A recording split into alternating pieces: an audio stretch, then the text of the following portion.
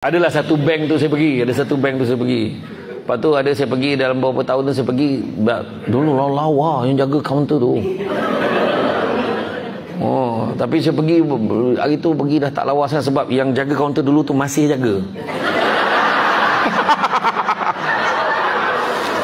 Saya tak sebut bank mana. Saya sebut bank mana. Tapi lepas tu dia buat rebranding okeylah. Dia buat rebranding okeylah, ada. Adalah banyak beberapa bank dah buat rebranding okeylah.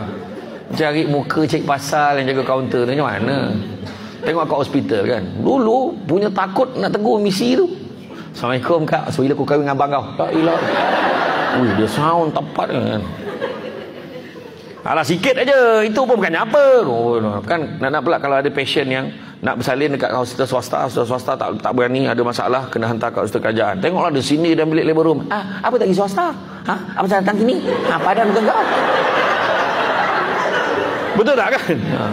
Sekarang tak, sekarang semua dah didedahkan dengan teknik komunikasi berkesan apa semua. Pakcik kita nak bagi injection. Pak nak sakit tak sakit?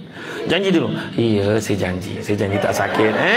Okey pakcik, bismillah, mari pakcik pandang tempat lain. Kalau pakcik takut pakcik pandang tempat lain.